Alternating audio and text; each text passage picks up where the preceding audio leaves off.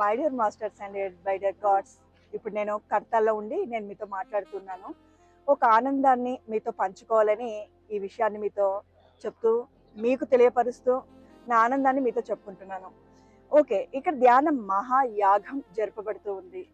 ఇక్కడికి ఎందుకు రావాలి అనేది చాలా మందిలో ఉన్నటువంటి ప్రశ్న. మెడిటేటర్స్ కి ఒక అవగాహన ఉంటుంది. కొత్త వారి కోసమే ఈ విషయాన్ని మీకు తెలియపరచాలని నా ఒక ఉద్దేశం. మరి ఎప్పుడైతే ధ్యాన మహాయాగానికి వస్తే మనకు బ్రహ్మర్షి పితామహ పత్రిజీ గారు చెప్పేవారు, ఒక రోజు ఇక్కడ కూర్చొని ఇంతమంది యోగుల మధ్యలో ధ్యానం చేయడం వల్ల ఎన్నెన్ని జన్మల్లో చేసుకున్నటువంటి దుష్కర్మలు దగ్ధం అవుతాయి అని చెప్పేవాడు. అంటే సామూహిక ధ్యానం జరపబడుతుంది. ఒకరితో కాదు, ఇద్దరితో కాదు, వేల మందితో. ఇక్కడికి వస్తే 3 ఈలు లభిస్తాయి అనేవారు.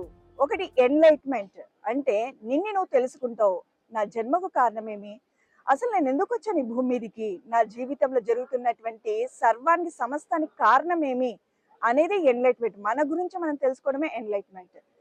ఎంజాయ్మెంట్, మంచి ఆహారము, అంటే ఇంట్లో తినమా అంటే లక్షణంగా తింటాము, కానీ ఇక్కడ యోగులు వండినటువంటి ఆహారం తీసుకోవడం వల్ల మనలో ధ్యానం చేయాలన్న తపన, శ్రద్ధ పెరుగుతుంది.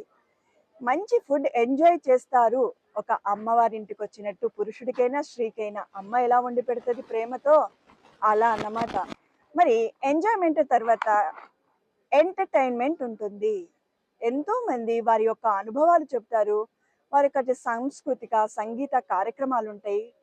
మనము రీఫ్రెష్ అవుతాము. చాలా మంది చెప్తారు కదా, సాటర్డే సండే వచ్చిందంటే రీఫ్రెష్ అవ్వాలి అని.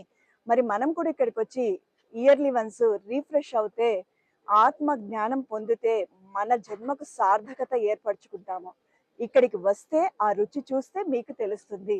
స్వీట్ పలానది బాగుంది అంటే సరిపోదు, దాన్ని మీకు రుచి చూపిస్తేనే కదా తెలిసేది. మరి రుచి చూడాలంటే హైదరాబాద్ లో ఉన్నటువంటి కర్తాల్కి రావాలి. మీరు కూడా ఒక రోజు సమయం గడపాలి.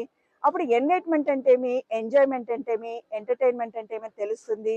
మరీ రావాలనిపిస్తుంది. ఈ అవకాశం ఇచ్చే ఛానల్ వారికి కృతజ్ఞతలు. Thank you friends, thank you.